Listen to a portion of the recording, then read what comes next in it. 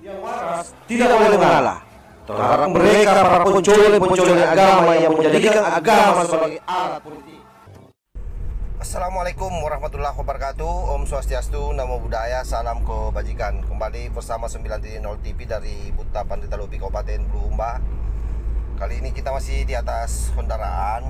Ini menuju ke kota ya, balik ke rumah. Baru saja meninggalkan rumah sahabat saya yang tempatnya ada di kebun. Masih terkait soal nasab, banyak yang bertanya dan masuk di kolom komentar beberapa postingan saya sebelumnya. Kenapa harus menyoal habaib-habaib yang dianggap selama ini pro terhadap NKRI, yang dianggap selama ini bersama-sama berjuang melawan apa yang disebut dengan sistem khilafah itu ya. Memang beberapa habaib kesannya seperti itu, dan itu tidak bisa dipungkiri. Tetapi sekali lagi bahwa soal nasab ini bukan soal apa yang menjadi agenda perjuangan dari setiap orang yang ada di kelang habaib itu, tetapi ini terkait soal ketersambungan sisilah keturunannya sampai ke Rasulullah Sallallahu Alaihi Wasallam. Sehingga kalau bicara soal nasab itu tidak ada tebang pilih siapapun dia. Apatah lagi memang beberapa oknum habaib yang dianggap oleh netizen sebagai orang yang dalam kategorinya orang baik lah, itu ternyata juga terindikasi melakukan tindakan yang bukan saja nasab yang dibelokkan, tapi jauh lebih parah, karena yang dibelokkan itu adalah nasab orang-orang pribumi yang sudah meninggal, terutama mereka para suryat kesultanan dan orang-orang yang memiliki nama besar di kampungnya masing-masing. Itu dibalawikan, bahkan sudah beredar viral itu bagaimana dibingyahyakan dan bahkan menyebut nama bahwa Awal Lutfi di belakang itu semua, yang istilahnya para netizen hari ini ataupun youtuber praktek-praktek rongseng makam ya. Nah, oleh karena itu tidak heran kalau kemudian apa yang disampaikan oleh Kiai Menuding Usman Al-Bantani maupun kekhawatiran Gus Fuad Pleret terkait dengan orang-orang imigran Yaman ini betul-betul terkonfirmasi bahwa tidak saja nasabnya palsu.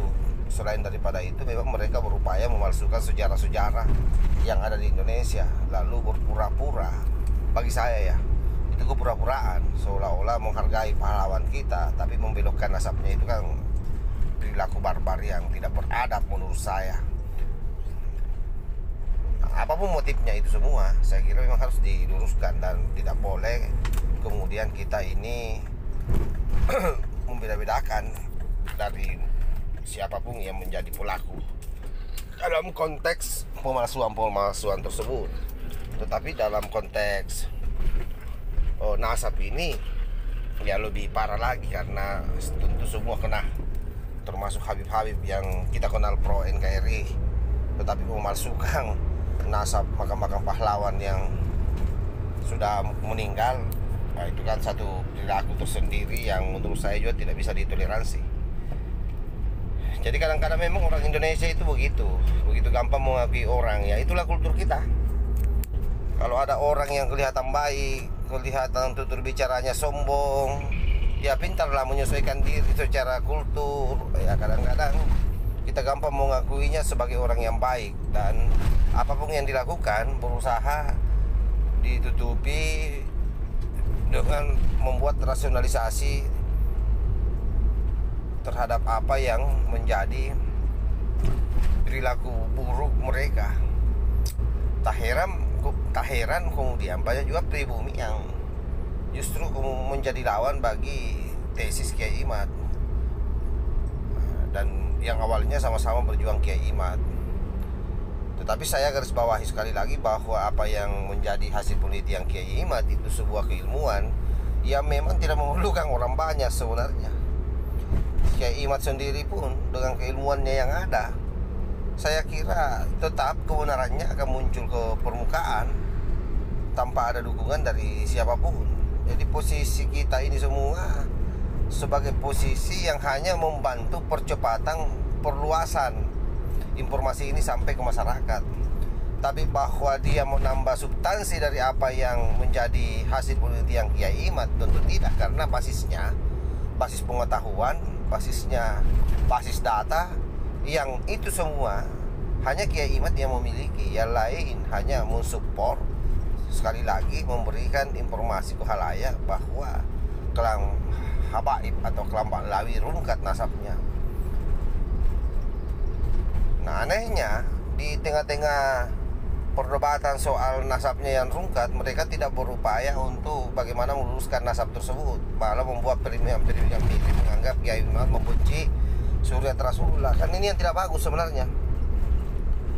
Memframing Kiai Imad seolah-olah membenci Suriat Rasulullah, orang-orang yang mendukung ataukah yang membuat reaksi terhadap apa yang disampaikan oleh Kiai Imad itu juga dianggap sebagai gerombolan pembenci Suriat Rasulullah. Padahal sesungguhnya sekali lagi semua upaya yang dilakukan baik Kiai Imad secara personal ataupun orang-orang yang ada di belakangnya Kiai Imad dalam tanda petik, dalam hal ini mungkin youtuber atau ulama-ulama Nusantara yang betul-betul sudah mulai gerah dengan sikap kelompok lawi dan memblow up informasi ini, dianggap juga sebagai itu tadi, pembenci Rasul atau pembenci Suriat Rasulullah. Padahal sebenarnya yang dilakukan sekali lagi ini adalah bagian daripada memperjuangkan bangsa Indonesia dari penjujalan nasab, dari perampasan makam-makam leluhur kita yang sengaja dibalawikan. Ini kan hal yang menurut saya sudah di luar daripada nalar yang sehat ya.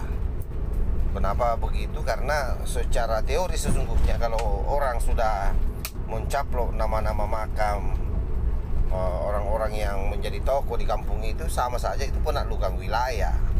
Kalau kita bicara strategi perang untuk mengambil alih sebuah wilayah. Nah, sama kejadian kemarin itu kan, yang Haul Solo. Apa yang ada Haul Solo baru di situ habaib yang dihaulkan, itu kan sama saja kalau mengklaim bahwa Solo ini adalah milik habaib, bahwa habaib itu adalah orang Solo, Solo itu adalah kampungnya habaib. Kan begitu sebenarnya yang mau disampaikan ke publik. Nah, pada akhirnya nanti 100 tahun yang akan datang, maka hilallah seluruh leluhur-leluhur kita yang sudah berjibaku berjuang membangun bangsa ini dari Sabang sampai Merauke, karena mereka sudah balawikan. Nah, keuntungannya ini karena kita masih ada hari ini dan cepat menyadari itu dan memulai up itu. Dan lebih baik, lebih beruntungnya lagi karena ada YouTube. Jadi generasi yang akan datang pun juga bisa men-tracking informasi terkait soal bagaimana sejarah pembelokan bangsa ini pernah dilakukan oleh kalangan oknum habaib. Cuma kalau saya sebenarnya, kalau kita lihat modif operandipnya ini sudah bukan lagi oknum, ya memang sudah bagian daripada komunitas. Ya kalau boleh dikatakan yang RA secara sistemik memang berupaya bagaimana supaya kalangan habaib di Indonesia itu menjadi epicentrum, baik itu dalam konteks penyebaran agama Islam yang mencoba mendegradasi Wali Songo, baik dalam konteks bagaimana sejarah kebangsaan kita yang mencoba di cloning oleh mereka, bahkan dibogal dan diganti dengan nama-nama leluhurnya dan peristiwanya pun ikut dibogal. Nah, sebut saja misalnya salah satu contoh yang paling konkret hari ini dan sampai hari ini tidak ada klarifikasi dari Abah Lutfi sendiri, yaitu soal sejarah berdirinya NU yang oleh sahabat Ali Rahman sudah dibantah sebenarnya dan membutuhkan klarifikasi dari Abah Lutfi. Tetapi sampai hari ini hal tersebut tidak dilakukan. Ada apa? Itu satu bukti yang konkret saya kira bahwa memang betapa mereka ini menginginkan komunitasnya ada di setiap momentum. Jadi momentum-momentum bersejarah yang ada di negara ini mencoba diambil alih dan didudukkan semua di situ komunitasnya atau klannya. Itu yang terjadi sebenarnya. Jadi penjajahan gaya baru itu terjadi dan dilakukan oleh kelompok mereka. Bahkan saya menganggap bahwa apa yang pernah dilakukan oleh Belanda dengan istilah DPD Invera, politik adu domba, itu juga dilakukan oleh mereka. Faktanya hari ini banyak juga putra-putra bangsa kita, anak-anak pribumi yang ikut. Yang saya selalu menyebutnya bahwa boleh jadi memang kakek-kakeknya juga dulu adalah merupakan orang yang berada di pihak sebelah pada saat para leluhur kita berjibaku berjuang untuk merebut ini negara. Sehingga dengan mudah kalau ada hal-hal seperti ini menjadi musuh bagi bangsanya sendiri, menjadi musuh bagi orang-orang pribumi yang berupaya keras meluruskan. Jadi sekali lagi meluruskan apa yang menjadi apa yang terjadi akhir-akhir ini terkait soal masalah nasab, masalah makam yang dipalsukan dan sejarah bangsa kita yang ikut dibelokkan oleh mereka ya. Tetapi sekalipun demikian sahabat, kita ini hanya berupaya menyampaikan pada sisi kebenaran berdasarkan perspektif kita. Tidak bisa juga dipaksakan untuk diikuti oleh sahabat-sahabat yang lain. Karena memang resikonya berat. Berjuang untuk kebenaran itu resikonya berat. Kadang-kadang kita merasa seperti di dalam hutan sendirian, padahal kita ada di tengah-tengah orang banyak. Kenapa? Karena memang kebenaran itu sangat susah diterima. Apalagi ini sudah beratus-ratus tahun dijejalkan di kepala kita bahwa Kalam Habaib itu atau Ba'lawi itu adalah cucu Rasulullah. Lalu tiba-tiba kemudian dirungkat begini. Ini kan memang butuh proses. Jadi memang tidak instan. Dan boleh jadi juga ke depannya kan ada hasil penelitian yang baru yang kemudian ya boleh jadi ya, siapa tahu ada, yang kemudian kitab itu menjelaskan soal ketersambungan nasabnya. Jadi Kalam Ba'lawi harusnya berjibaku mencari kitab itu. Kalau perlu memang sudah betul itu yang dilakukan oleh Rumail Abbas. Tinggal Rumail Abbas saya kira harus jujur. Kalau tidak dapat ya bilang tidak. Kalau ada. Kenapa? Karena ini sudah menjadi diskursus di publik yang informasinya sangat update, sehingga tidak boleh kemudian orang di sini hanya karena mau viral-viralan lalu membangun satu narasi yang seolah-olah bahwa sudah menemukan kitab sejaman sebagaimana yang dia sampaikan, dia keluarkan di media selama ini. Dan begitu ditantang oleh Kiai Imad untuk diskusi, sampai hari ini juga belum ada jawaban konkretnya kapan dia mau untuk ketemu Kiai Imad mendiskusikan manuskrip ataupun kitab yang didapatkan yang menemukan nama sejaman dengan Ubaidillah itu. Nah, itu problem di situ kan. Jadi kalau saya Kalam Ba'lawi jangan juga sakit hati dengan situasi hari ini, karena ini adalah bagian daripada perjuangan untuk bagaimana memurnikan nasab Rasulullah. Tidak boleh nasab Rasulullah itu kemudian dijadikan ajang untuk bagaimana menambah pundi-pundi untuk kepentingan perut. Tidak boleh, harus betul-betul dimurnikan. Jadi soal nasab juga itu kan bagian daripada pelajaran agama kita dalam ilmu fikih yang memang harus dipahami oleh semua orang. Nah, cuma memang kalau bicara ahlinya ya tentu hari ini dengan munculnya Kiai Imad, Kiai Imad menjadi istilahnya teman-teman itu mujaddid di abad ini dan sekaligus menjadi pembuka terhadap visi menyambut 2 abad Nahdlatul Ulama, yaitu fikih peradaban ya. Ini betul-betul luar biasa terobosannya, karena hal-hal yang sudah sangat pateng, sudah baku di kepala orang, sudah tersimpan di otak kecil orang bahwa Kalam Habaib itu adalah cucu Rasulullah. Tapi sekali lagi dengan adanya penelitian Kiai Imad, dikonfirmasi dengan perilaku pembelokan sejarah bangsa kita, pembelokan nasab para leluhur kita yang sudah meninggal, dibuatkan makam-makam palsunya. Nah, itu sudah menjadi satu indikasi yang kuat betapa mereka memang selain nasabnya terputus juga memang mempunyai perilaku yang sangat buruk. Sekalipun beberapa orang diantaranya kalau tampil di publik itu kelihatan santun, kelihatan paling NKRI, tetapi semua sama saja kalau sudah bicara soal kebohongan. Nah, kalau tidak bohong, ngapain sampai hari ini bungkam dan tidak berani membuat klarifikasi atas apa yang sudah menjadi polemik di masyarakat hari ini. Nah, poin-poin yang saya sampaikan ini, saya juga minta maaf kalau ada yang tersinggung.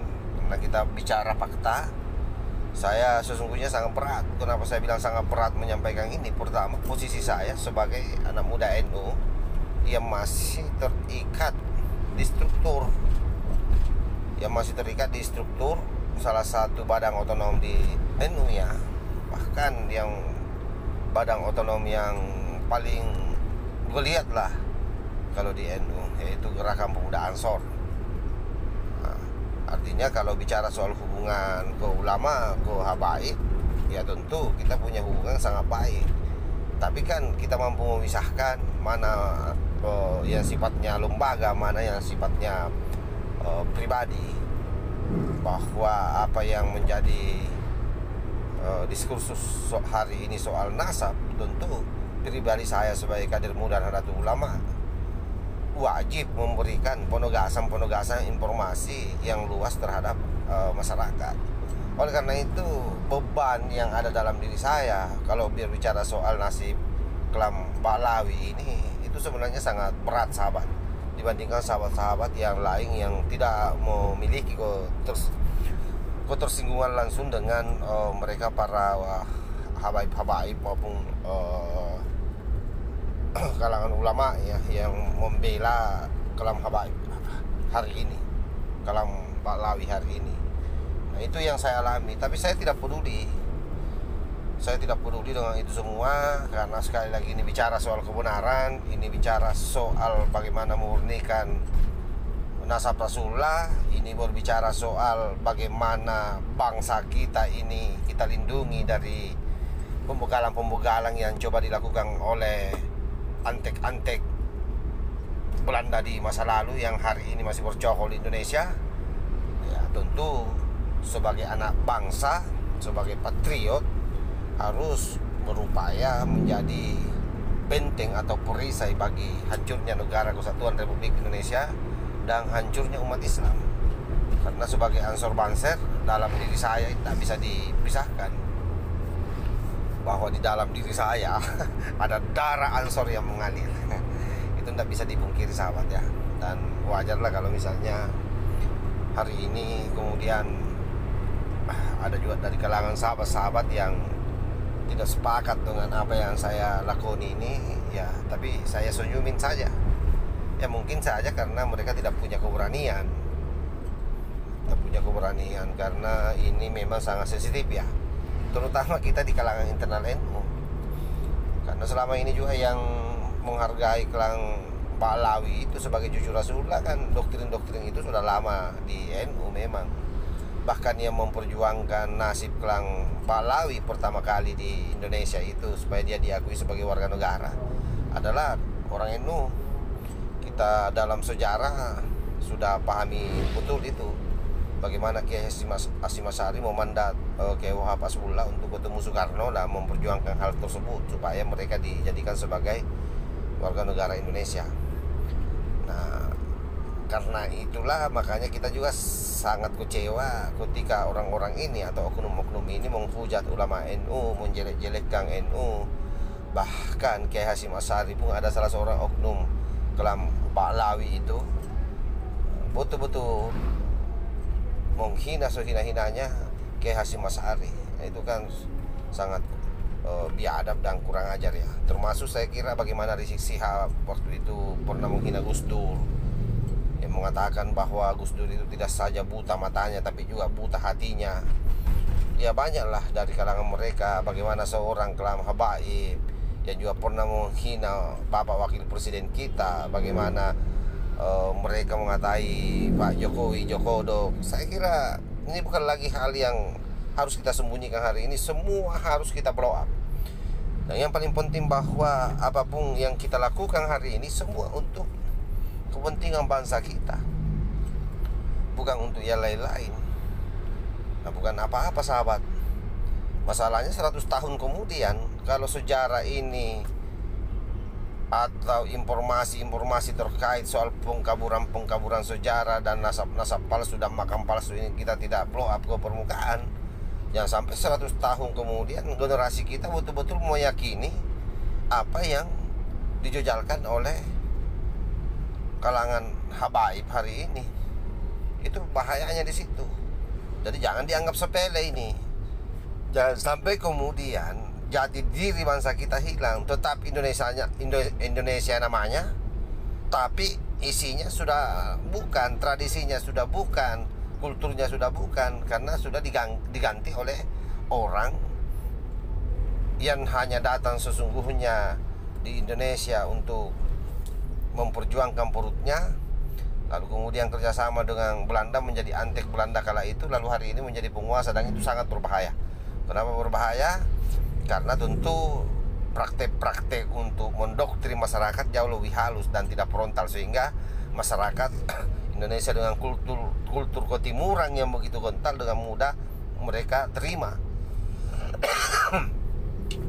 Mereka dianggap sebagai keluarga sendiri dan seterusnya, sekalipun mereka tidak pernah menganggap kita keluarga. Jadi kalaupun misalnya mereka melakukan itu seolah-olah saja. Karena kalau berdasarkan hasil tes DNA bahwa haplogrupnya G yang mewakili sifat-sifat Yahudi perilakunya, dan ternyata secara genetik juga memang Yahudi. Dan Yahudinya lagi bukan Yahudi Nabi Yakub alaihissalam atau Ibrahim, tapi satu suku di kelompok Yahudi yang memang tidak pernah pro dengan apa yang menjadi perjuangan dari Nabi Ibrahim alaihissalam dengan seluruh keturunannya. Nah, itulah yang terjadi hari ini sahabat. Jadi bagi saya diskursus soal nasab palsu ini, soal pembegalan sejarah, soal kloning makam leluhur harus terus dilanjutkan sampai kemudian ada masanya di mana mereka semua melakukan permohonan maaf terhadap bangsa Indonesia, terhadap masyarakat Indonesia atas perilakunya selama ini. Kenapa itu menjadi penting? Sekali lagi, karena ini bisa saja menjadi fakta sejarah ke depan. Ingat bahwa kejadian hari ini itu akan menjadi sejarah hari esok. Oleh karena itu, apapun yang terjadi ke depan, kita berupaya terus mengawal kasus ini dan berharap mereka betul-betul jera dan melakukan permohonan maaf terhadap bangsa ini dan seluruh rakyat Indonesia. Saya kira itu yang saya sampaikan sahabat di sore ini. Mudah-mudahan ada manfaatnya. Ini juga kita sudah sampai di kota. Saya selalu berharap dan berdoa mudah-mudahan keberkahan senantiasa didapatkan oleh. Saya berharap mudah-mudahan keberkahan dan rahmat Allah Subhanahu wa taala senantiasa menghampiri kita, terutama nikmat kesehatan dan terutama nikmat kesehatan ya, baik sehat jasmani, rohani, dan ya sekali lagi nikmat dompet. Itu juga sangat penting sahabat, supaya kita tidak gampang termakan doktrin oleh orang kadang-kadang karena dompet kita kosong, sehingga kita mudah manggut-manggut di depan orang. Jadi memang harus diantisipasi semuanya. Ya caranya satu, ikhlas dan sabar. Karena untuk mendapatkan keberkahan Tuhan itu begitu. Jadi dikurangi sedikit kepala, ya, hati yang harus dimajukan ke depan, termasuk menghadapi isu-isu soal kelang habaib ini, soal nasab-nasab palsu ini. Harus betul-betul mampu melihat itu semua dari sisi mata batin kita, bukan dari sisi rasionalitas semata. Saya kira begitu. Wallahul muwaffiq ila aqwamit thariq. Wassalamualaikum warahmatullahi wabarakatuh. NKRI harga mati.